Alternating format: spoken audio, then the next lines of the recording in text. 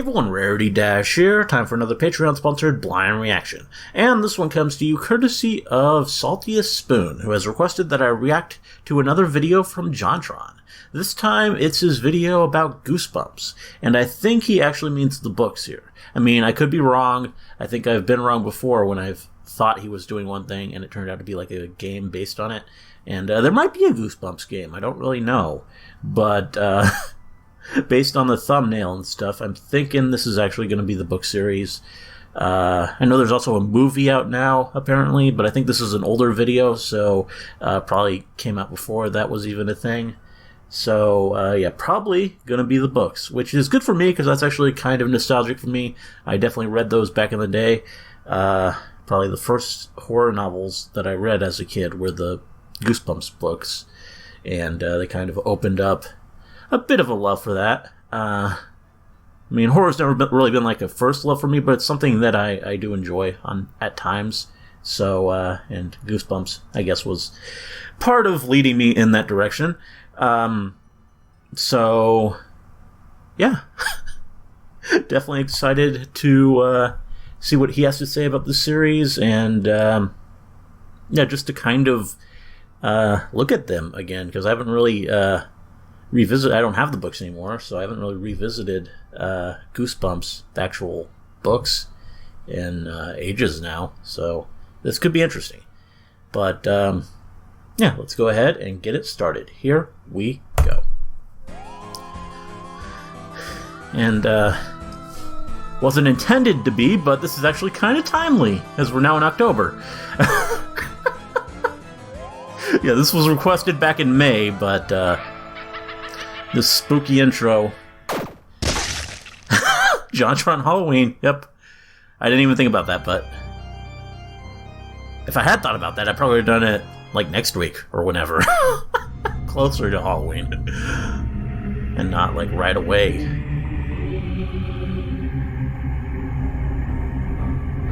Alright, just one more candy corn and this masterpiece will Gotta love finally be candy complete. corn.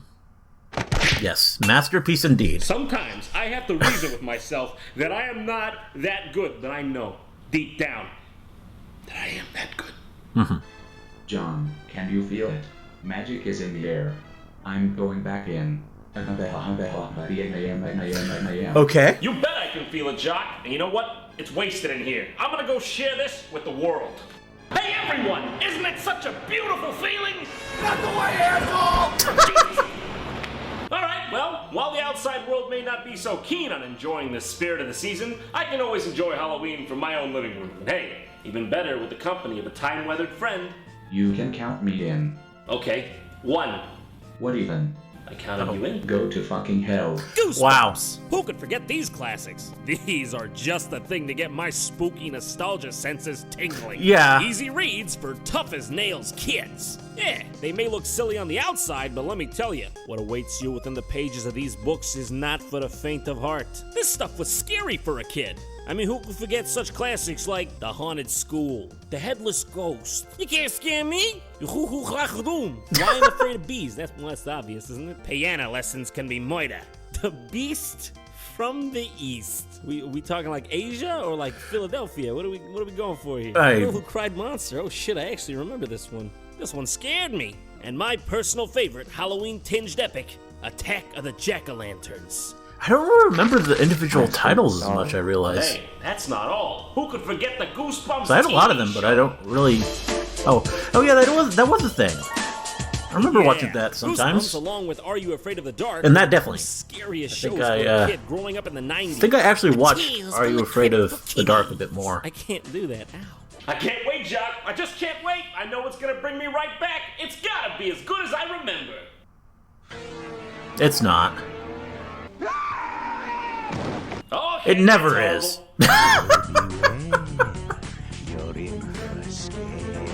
Yeah, if you consider bad writing and acting a scare, then this show is Hannibal goddamn Lecter. All right, just gonna check that one off the bucket list. Man, I am just blazing through these. I love how on the intro, whatever the G glides past becomes suddenly evil. The lady on the billboard goes from normal to a slightly upset meth addict / Michael Jackson. It just cracks me up every time how subtle the change is. Honestly, a lot of episodes of Goosebumps are downright entertaining and a pretty good representation of the books. I mean, who can forget the first time they watched Haunted Mask? It still skeeves me out just Do kind of remember that. But unfortunately for you, that's not what we're focusing on here today. We're gonna have a look at some of the absolute worst that this show had to offer. Starting off with, so we are gonna Don't focus Go to Sleep, or at least try mostly not on the to, show. Because this episode blows. I mean, I guess that's easier to review a show than a book. It's a method. So you have something to In show this during the episode, video. We're met with Matt and his family at the dinner table, treating each other with the kind of respect you'd expect to see from a middle-class American family. How come Greg gets to go and I don't? Because you're a midget. You know, I could completely see the base to that insult. It's a school night for Greg. Well, Greg's 17 and you're 12. And your father left when you were 7, and I'm a single mom, and you've had a dark yet somehow relatable past. It seems like nothing can go right for our hero Matt, if you want to call him that. His siblings seem to get everything, and he's stuck with the short stick. And he ain't shy of letting everyone know it. Mom, What is it, honey? I'm in a hurry. I was wondering if I could move my room to the attic. No, honey, don't be ridiculous. It's out of the question. That's not fair. How come I never get anything I want? Greg gets to stay out late. Pam gets her own phone line. I said no. You dirty bitch. Look, I know it's frustrating, but you won't be 12 forever. Or will he? Spooky, scary skeletons. Gotta love the spooky, scary skeletons. Being the youngest. Sorry, that's the way it is. That's reality, Matt.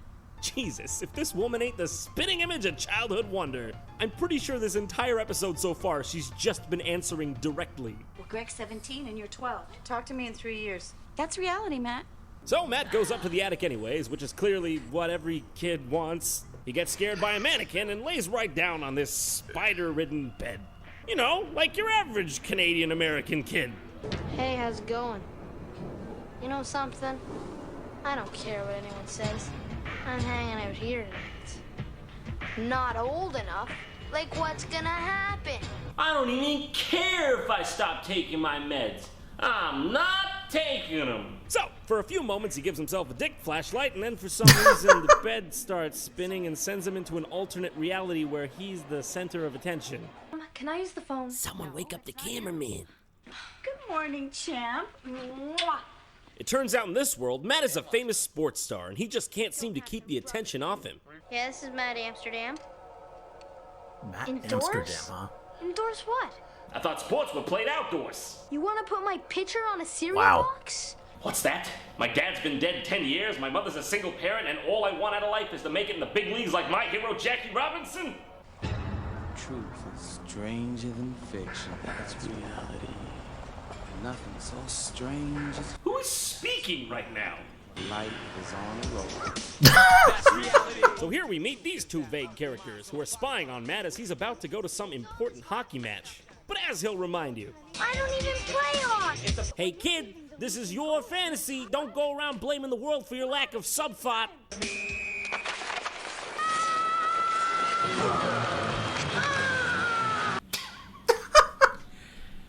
Can we please get that one more time? That's magnificent. It sounds like my old 1992 IBM computer starting up.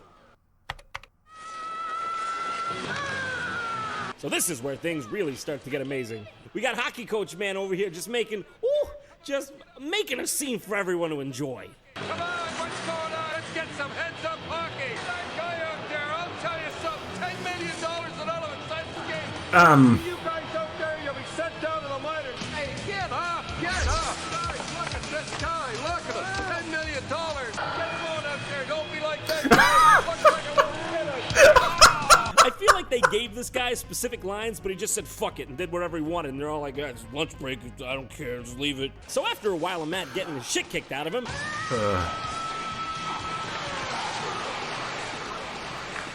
he tries to explain that he is in fact not a hockey player, but get this, a kid. Learn what? What I do? I'm not a pro hockey player. I'm a kid. Because apparently those two features are just not possible at the same time. And he's finally met with, Your mommy? Matt tries to run from these vague Men in Black-like characters and runs through the hockey goal into an emergency unit operating room. What? Dr. Amsterdam.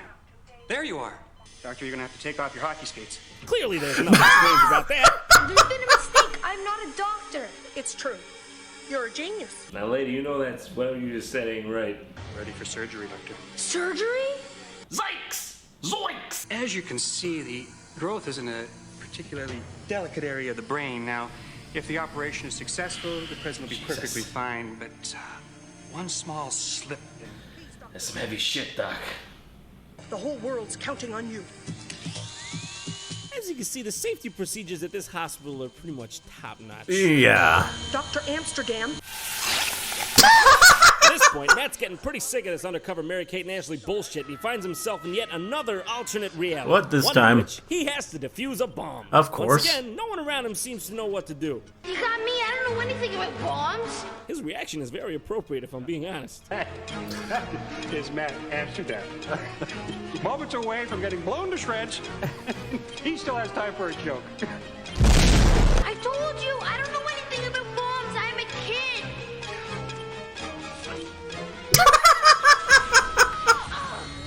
So then he's at a wedding? His wedding? Oh, this is making a whole lot of sense. Finally, he finds himself in some sort of extra-physical court, where these two guys at last reveal themselves as the reality police.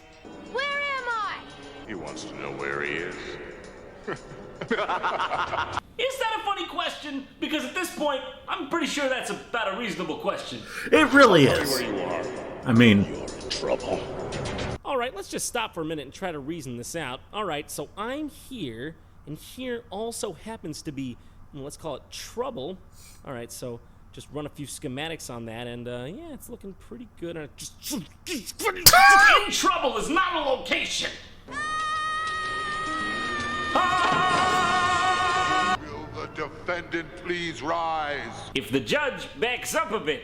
You, Matthew Joseph Amsterdam, are charged with crimes against reality.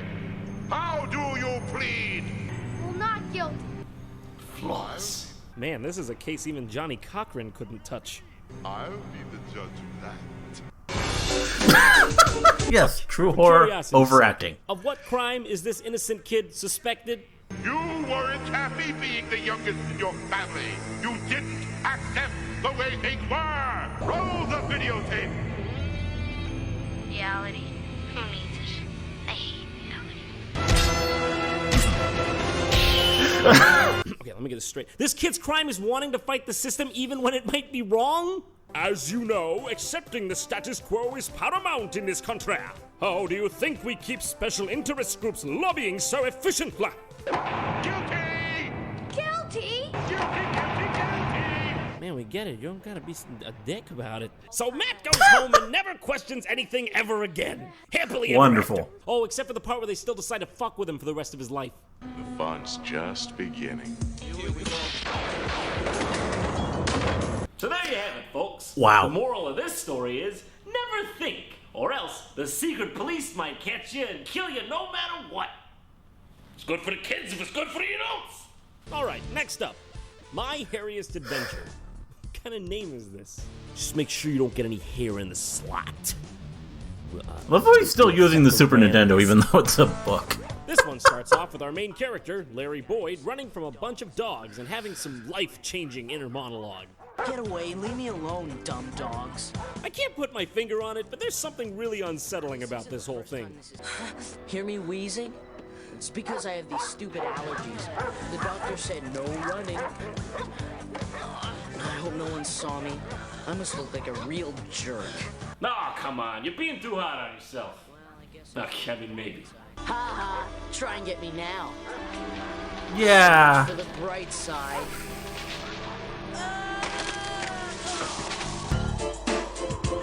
I really do wish it ended there. Nice doggies. Go home, doggies. Go on, get out of here. That's Lily, my best friend. She's pretty cool, you know, for a girl. Whoa, hold on! What is that supposed to mean? That's not in the book! The mention of Lily in the introduction is that she's small and cute, not about how she's cool for a girl. The best part about this is that you know an adult wrote this script. That kid had nothing to do with this. When the cameras cut, he was probably like, are you sure we should say that? Hey, Larry, you're pretty cool for a girl, too. Wait, what's that supposed to mean, John? I wish I knew what's up with those dogs. Yeah. Maybe they smell your fear. I would know since I got mauled by them. Gee, thanks. Like I needed to hear that. Oh, Larry, you're a fucking asshole. So Larry goes off to roll his eyes some more with his shitty garage band, and this kid is the best thing ever. They find some tanning lotion, and Larry is just really goddamn happy about that.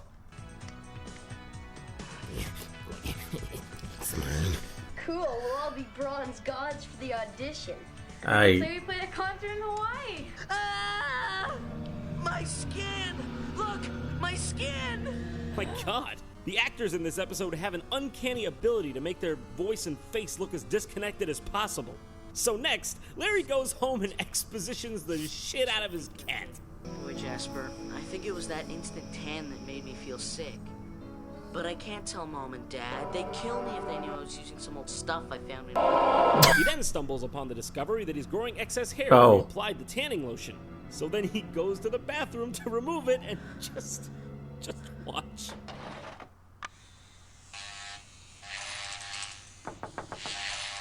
Are you almost done in there? Almost. Well, could you just hand me out my razor? Can a guy get some privacy?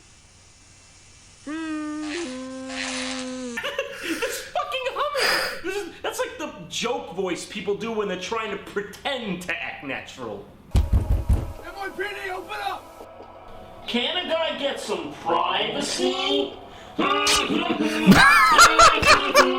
So after all that, Larry catches up with Lily and talks to her about his strange experience the night prior. Did you notice anything last night? Where you rubbed that instant tan on? I mean, like, involving hair?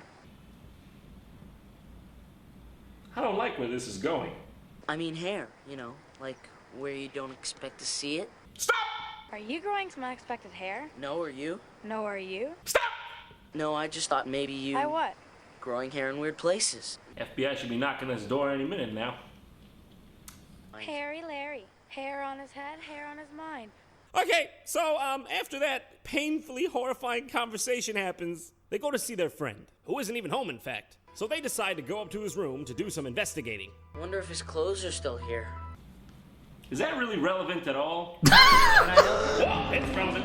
So this creepy realtor guy tells them that Manny has moved out and is unnecessarily creepy for no reason at all. So at this point in the story, Larry's basically just going from place to place trying to hide his hair from people and being embarrassed. And you can't piss on hospitality. bringing in the troll too. Where's the bathroom? Oh. Are you okay, Larry? I decided I better get out of here. Any way I could. Be right there. What's for dessert? Dessert? Was that lame or what? No, nah, it's a pretty normal thing to say, honestly. So he escapes homeward through some dogs and... I had to check and see if there was hair growing anywhere else. No. I- None on my chest. Larry, you don't understand. None on my back. You don't know what you're doing here. And now... my...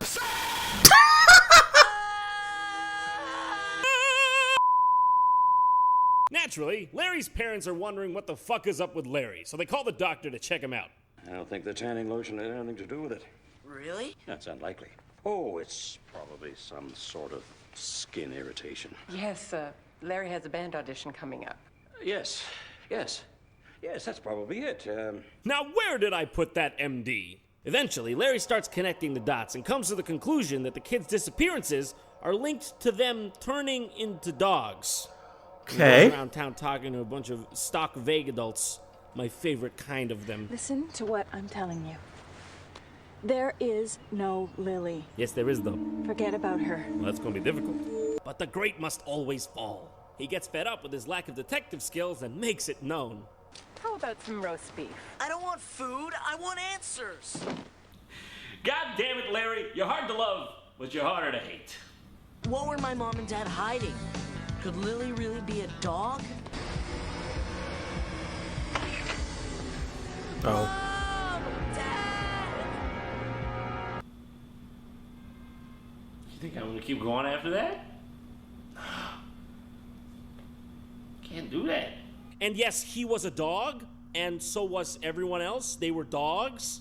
Moral of the story's real good on this one. It's don't be unlucky and be a dog.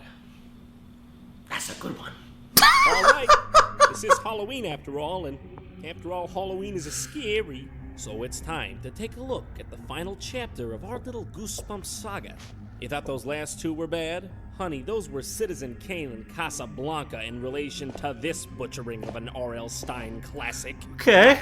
But certainly not best. Ghost Beach. Ghost Beach. Well, third one's already waiting to go. I just gotta no. put it right in there. We'll get it right started. Doesn't fit in the Dreamcast quite as well. Get out of here! This tale is about two inner city kids, brother and sister Jerry and Terry, who are visiting their relatives on the beach. The Ghost Beach! Oh man, you and your dumb hobbies. Yeah, fuck you for being interested in things, you stupid bitch! Who makes wax rubbing? I do, because I'm interested in things. Okay, at first I was kind of advocating for you because you was being a dick for no reason, thought you were the victim, but now I can basically see that you're both pretentious fucks. So pretty immediately, they get startled by some stranger kids who live nearby. Interested oh God, it's in Whoopi things. Goldberg! Wow. Best one ever. Hit you in the sack, Jack.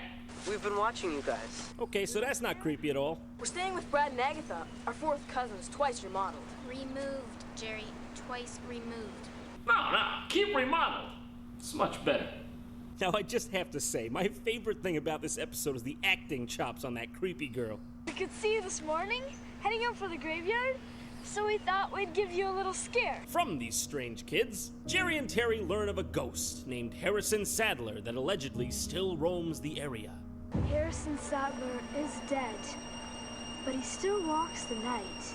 And just like that, before you know it, they do that thing where they just start acting spooky out of nowhere and say they gotta go. It's enough, Sam. Behave? Come on, we need to go. We'll see you around. Agatha, give Jerry a little more of that. Oh, I sure will, Brad. Listen, that's making me really uncomfortable. Wait a sec, didn't they say these were their fourth cousins twice removed?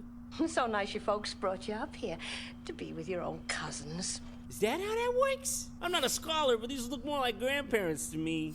Like Yeah. I said, disclaimer, I'm not a schooler. So everything's going great. Everyone's happy. That is, of course, until they bring up the kids they met on the beach, Sam and Louisa. We met some other Sadlers today. Kids. Sam and Louisa. Oh. Nice kids. I just love dinner scenes like this, where everything's going great and then someone says something that cues in the unsettling music. And everyone suddenly becomes distant and mysterious, like they've never even known each other. We went on about some ghost in a cave. Well, I got some reading to do. Oh, I'll help. Excuse me, you'll help? I need your help reading this, or I won't be able to do it in time. I want to find out where in this classic book series R.L. Stine said he wanted the show to be written by a bunch of chimpanzees. It doesn't say that anywhere. Some kinds of seaweed you can actually eat. It's full of iodine. There are no bugs in it. I wish I had a book on all the different types of seaweed. I didn't even think it was possible to sound like that much of a bitch talking about seaweed. Congrats, man. This girl could make Gandhi sound pretentious. Jerry takes a nice trip and finds a skeleton laying on the beach. Perfect skeleton. Of what? A raccoon, maybe. Yeah, a raccoon on the beach. Too small for a raccoon. Every single time they show that skeleton again, they use that shock stinger sound. Perfect skeleton. Well, if it's not a raccoon, then what is it? The bones are picked clean. What kind of animal would do something like this? I guess if you're going to be around here, you should know. It wasn't an animal that picked those bones clean. It was the ghost. The ghost of Harrison Sadler. Okay. Yeah, that's, Oh! It killed and ate it because dogs can tell if someone's a ghost. Dogs always bark to warn about ghosts. Oh! Of course. Have you ever seen it? Do you see that opening in those rocks? The ghost lives up there. First of all, why did she turn back 270 degrees instead of the easier 90 this way? All right, let's keep on going. We're close to the end, goddammit. I'm gonna enjoy this Halloween if it kills me. And it will kill you, Mr. Trump. Shut up, scary Jack-o'-lantern. I don't give a fuck about your very shit. scary jack-o'-lantern there. Man, I didn't really realize you were going through a thing like that. But that's okay. Just think about how I feel next time, maybe. Jerry then spots a light in the cavern where Harrison Sadler is supposed to be, and they once again bring this knowledge back to their relatives. Cousin Grandpa tries to explain it away using Aurora Borealis, but the kids just aren't buying it. You ever hear of Aurora Borealis, Jerry? Yeah? It happens certain times of the year or something. Electric gets in the air and the whole sky lights up in streamers. Bullshit, Grandpa! At this point, we know something fishy is going on. Jerry scares Terry like this for no reason. And it's decided between them to go out to the cave for a grand adventure to put this mystery to rest once and for all. And let me go to sleep tonight. Look, that's no Aurora Borealis. And here is where we finally come face to face with the ghost of Harrison Sadler. That's not a ghost. That's not a ghost at all. That's a guy. It's dangerous to get involved with ghosts. Ghosts. I don't like it. Nothing personal. It's just a cultural thing. You think I'm a ghost, don't you? Oh, yeah. I'm not a ghost. All right, but I got my eyes on you. I saw your gravestone. An ancestor's, not mine. Bullshit! It's a ghost! I'm going to tell you a story, and I want you to listen very carefully. In the year 1641... I love exposition. So the totally not ghost of Harrison Sadler explains that 300 years ago, pilgrims sailed to this very location. But when they got here, they were faced with a terrible winter and bare-bones living conditions. And their deaths were so unbearably painful that they stayed here as ghosts. And so they lingered on. Like you? I told you. I study ghosts.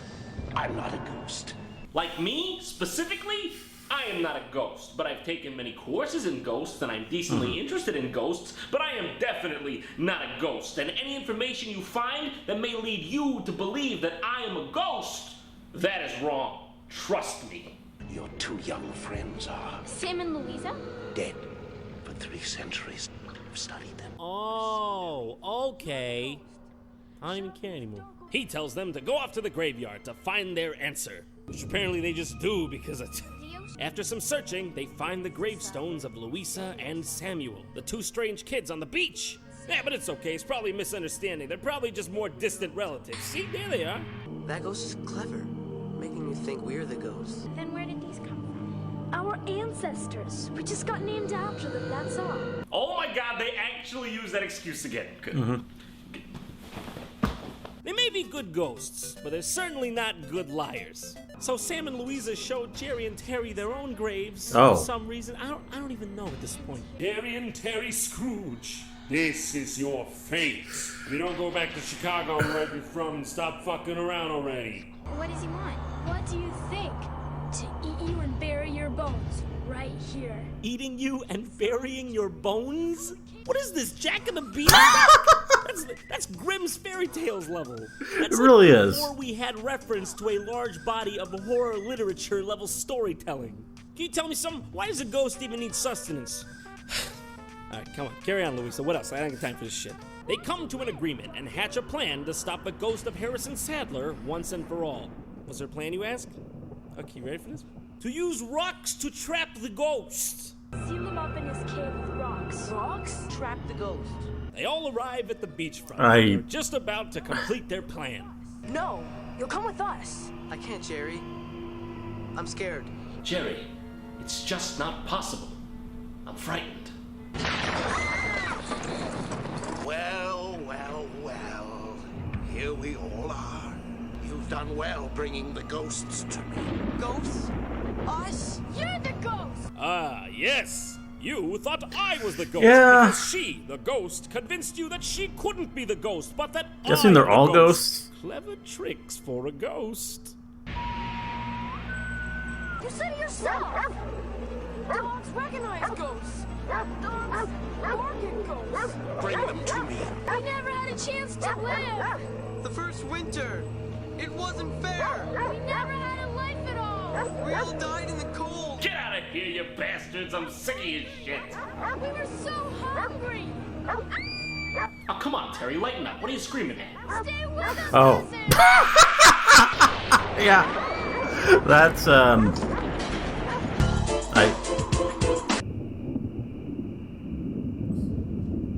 Jerry,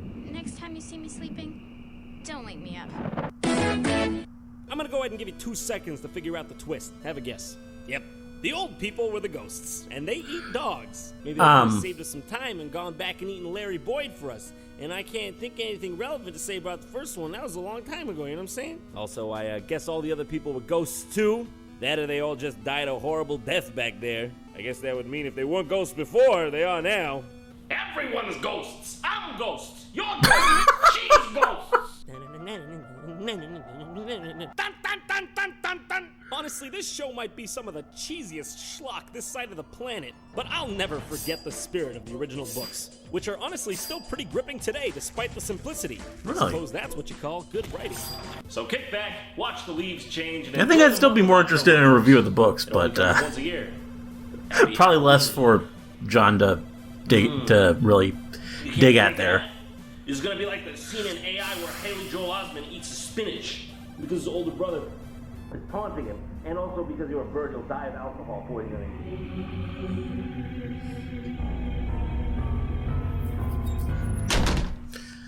Well, there we go. That was a lot of goosebumps, but you know what's not? You can follow me on Twitter and like me on Facebook. Gotta plug the social media. Manipulated you. I just want to say thank you to everyone who helped make this episode. And the credits. Also, if you want to watch part 1 again, like right there, I don't ever want to goddamn see. Yeah, this was like split up on his channel for some reason. Though it was just pretty much one video, which is what the patron told me. I thought I was gonna get 2 Halloween. I mean, I didn't even notice where the break was. Not if Goosebumps will have it his way. Yeah, where would it be, considering there were 3 stories? I mean, I have no idea. But that just proves the patron's point that this is best done as a single video. Yeah, that was pretty fun. I mean, John is always pretty entertaining, and I mean, I'd forgotten about the series. I didn't really watch it very much, I don't think. I think even as a kid. When did this come out, in fact?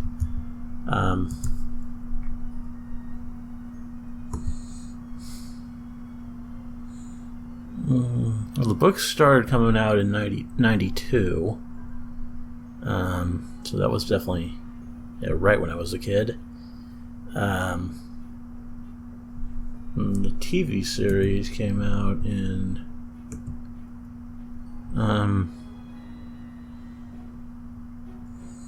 95. So a bit after the initial wave of so I don't know, maybe I just didn't like it very much. What network was it on? Fox Kids. Yeah, I didn't really watch that very much. Must have been syndicated at some point, though.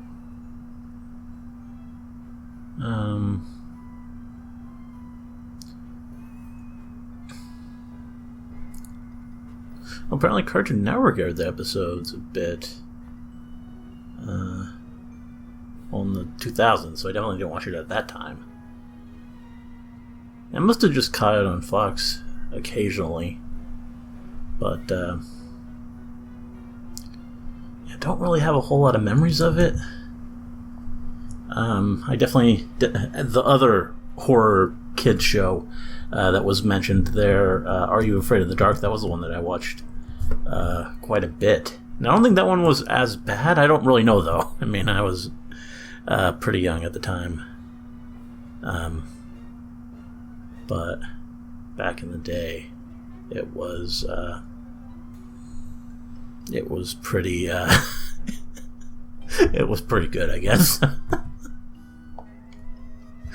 But yeah, I'd forgotten about the TV show, but it was kind of interesting to take a look at it. I do kind of wish it was the books that we went into here, but I mean, that would be a lot harder. Book reviews always are. So, I mean, there's nothing to really show. So, I mean, the TV show, definitely an easier thing to tackle. And it looks like we picked some pretty interesting episodes that were a bit weird. I'm sure most of them weren't quite like that. I think, I mean, most of the Goosebumps books that I remember weren't quite as weird in terms of their plot and just confusing as the whole reality agents and the people randomly turning into dogs and then the whole who is Ghost story at the end.